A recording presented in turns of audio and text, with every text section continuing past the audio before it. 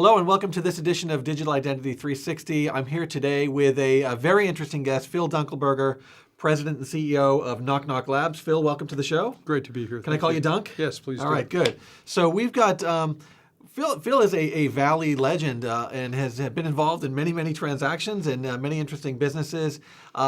Phil has a very interesting perspective from where he's been and where he is right now at Knock Knock Labs on what I would call a really important discussion on this continuum. If you think about authentication in the broad sense, and on one end of the spectrum you've got risk-based authentication, and on the other end of the spectrum you've got strong authentication, and it's not a binary world, right? There's, as we've talked about, sort of leading up to this discussion, not all forms of authentication are created equal, depending upon the scenario and the use case and the need, and so I thought it would be a good conversation for us to have.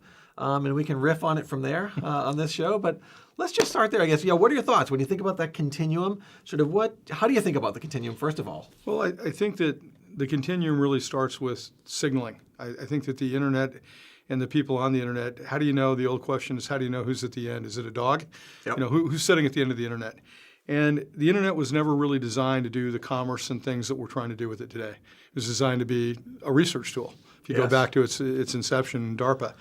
And when I look at the signaling capability back to that context, we're using a 50-year-old idea still that is the market leader in authentication, which is usernames and passwords, or nothing at all. Yeah.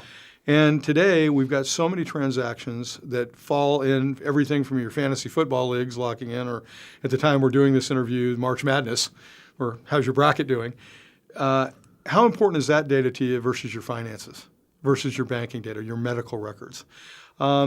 I said probably 10 years ago when I was the CEO of PGP, why do people need to protect data? Because data is becoming a currency. And today there's no doubt it's a currency. And so if your data is currency, and what we're really trying to ultimately do is protect data, the continuum that begins on the back end of any transaction, married with the front end, is now all about how do we minimize risk and actually increase security with one other really valuable piece. Today it's got to be easier to use. Because 13-character uppercase, lowercase, and special characters on a phone isn't going to get it done from a strong auth capability. Changing your password every 30 days isn't going to get you there.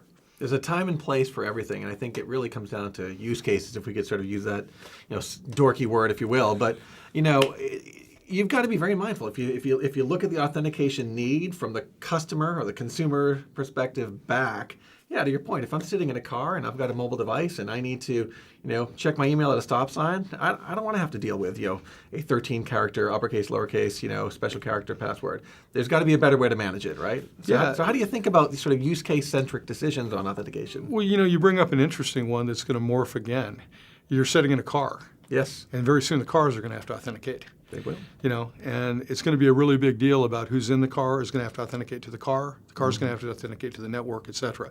So as we move to IoT and device-to-device authentication, and you still have the human overlay, you're going to even have to think about it even differently again, coming that fast. So use cases, back to your point. I think that if you look at and keep with the idea of a continuum, the idea that you can use a very, very simple username or password for something that isn't very valuable in your head on one side of the ledger. If you move to the other side of the ledger and say, I need something more secure, more complicated, more heavy duty for other types, then you get into the whole idea of, well, what if we could do biometrics? Since the rise of biometrics the last few years, Apple popularizing fingerprints.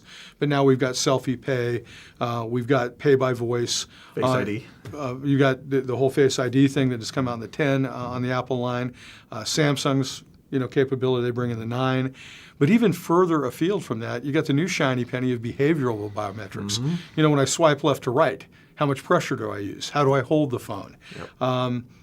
If you really talk to end users, they don't care about any of that. They just want it to be secure, and they want it to be easy. Yeah. You go to the back end and the IT guys, their constituency is, we need to be able to put this on any device, any transaction, any application, any operating system. Okay, so it's got to be global in your thoughts. Then you step to a different group of people, the security people, who want it to be rock solid, ironclad, no matter what the transaction is. So depending on the constituency, it's going to change the use case.